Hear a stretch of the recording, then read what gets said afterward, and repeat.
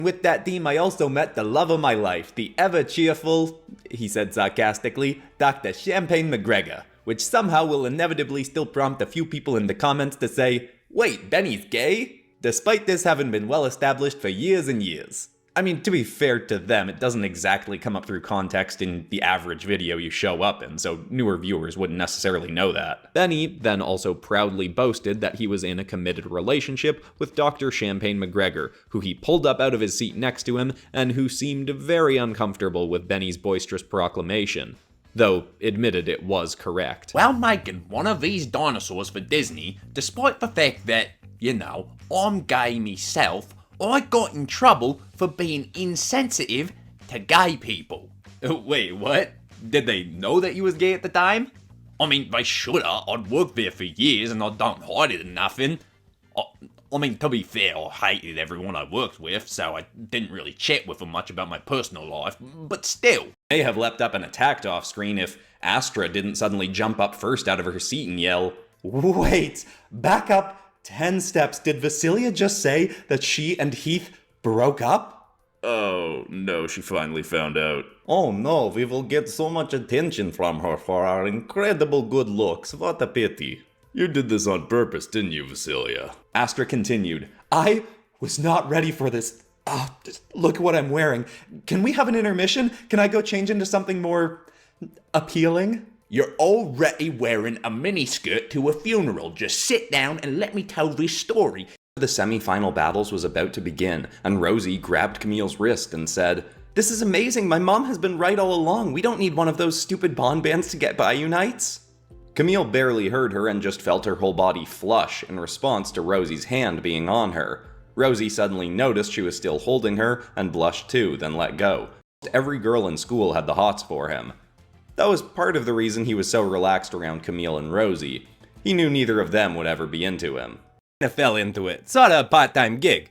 But lets me jump around to other dimensions a whole lot, Maybe you could come with me sometime, We could bust up some goons, then go get some dinner in like a Dungeons and Dragons kind of world or something. I think that'd be fun, right? A Dungeons and dinner? Are you hitting on me or something? What, was I being too subtle? Cause I've been accused of a lot of things before, but never subtlety. It ain't exactly my style. Well, look, I ain't interested, mate.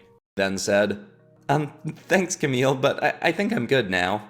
Camille suddenly realized that she'd run over and was holding her arm in front of Rosie as if to protect her. She hadn't even realized that she'd done that.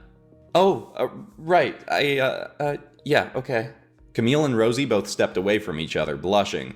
Hendrik shook his head and rolled his eyes at them, though neither asked why he'd done this, out of fear that he'd say the thing that literally all three of them already knew. I turned to Champ and I says, "Hey look, if we're gonna die right now, I gotta know, did you only agree to go on the date with me because I kept asking you over and over and over and over again? Cause, sure, it was kinda funny, but that also ain't really a cool thing for me to do, I gotta know when to take no for an answer sometimes. I get that."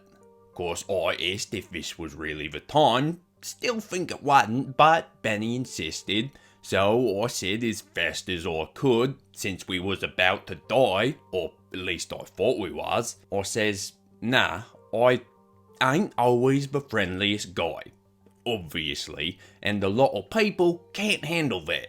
You never seem to get bothered by anything I says to you, no matter how rude I can be to you sometimes, and I always told myself I'd only date someone again if I knew they could genuinely handle me being, a bit of a grouch all the time. That was why I finally said, yes, you proving you could handle it." Then we had a real quick peck and got back into the fight. What? That's how you're gonna describe our first kiss? Yes, that's it. It was quick, move on. It wasn't that quick given the circumstances, bud. Can you, come on, get on to Vasili's part already. You still got another one of your bleeding shoes to drop, don't you? Alright, fine. Silly, you wanna take over from here? If you insist, Benjamin, while Champagne and Benjamin were having long and very romantic first kiss. Stop it! Strumming his guitar and had a sly smirk. Well, part of being your authentic self probably means being honest with yourself and the people you love about how you feel. Rosie and Camille both nodded, but neither said anything. Hendrik then not so subtly played and sang, "Can anybody find me somebody to love?"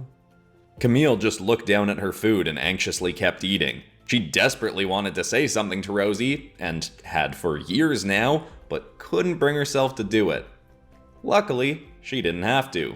Rosie slapped her palms onto the table. Okay, this is so far overdue. Hendrik, can you give Camille and me a minute?" Camille's heart started pounding as Hendrik replied, "Nah, you two have danced around this as long as I've known you. I get to be here for it." He started strumming a very heartfelt and romantic tune. Rosie rolled her eyes. Okay, fine." She then reached across the table and set them on Camille's. "Cammy," Rosie said with her big, beautiful eyes staring right at her, "I really like you. Like, more than a friend like you. And it's okay if you don't feel..." Camille felt like her heart was erupting with excitement and didn't even give herself time to think. She leaned over the table and kissed Rosie. It felt incredible, but she immediately pulled herself back. I'm sorry, that was probably too much, right?" But Rosie just clapped her hands rapidly on the table with a massive blushing smile. "No, it was perfect. I can't believe we finally did that. Ah!" Hendrik shook his head. "I can't believe it took you this long." With a furious look on her face, marched towards him with her arm outstretched, the vines spawning from it. "Nobody hurts my new girlfriend." But as she said that, she suddenly turned back to Camille. "Oh my gosh, I mean, not that we've, talked about official labels or anything. I was just..." Camille could still barely control her twitching, but raised a thumb and muttered, No, you're good. I like it." "Oh yay, okay," Rosie replied before angrily turning back to Bobby. "Oh, really? I just thought it was something any Super 8 starseed would be able to do." Faye noticed her disarmed response and stepped closer. "No, there have been many other Super 8 starseeds born, and as far as we're aware, none have been able to harness their past life abilities and memories to the same extent you have. You truly are one of a kind." I couldn't say for sure, but it almost seemed like Toshiko blushed when Faye said that. "Oh, well, that is nice to know, thank you." Faye got closer and Toshiko didn't resist. "And I can't imagine how lonely it's been being the only starseed you knew for so much of your life. I understand if it takes time for you to trust me, given you were convinced my people were the enemy until today, but if you do ever want to talk to anyone with experience outside of Earth, I'm here and happy to tell you almost anything you want to know." I thought I was getting used to unexpected scenarios by this point, but nothing prepared me for the feeling that stirred up in that moment. Jealousy. It hit me in that moment with Faye so effortlessly disarming and flattering Toshiko that it could be possible Faye really was my rival. My romantic rival. I didn't know if either of them were into women, but if Toshiko was, Faye would trounce me as a potential partner. She was kind, mature, cool, and stunningly beautiful.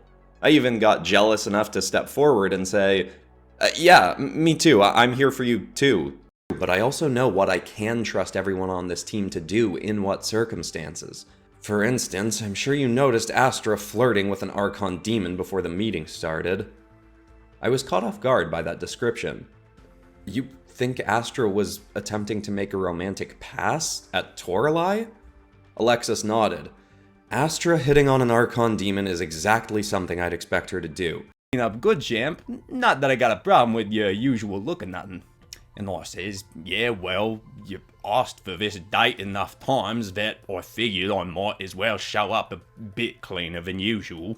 That just made me a little bit more anxious, for reasons, as I said. Look at us, been together for so long and we're still learning things about each other. How about that? We've been on one blatant date. Would you just go on with the story?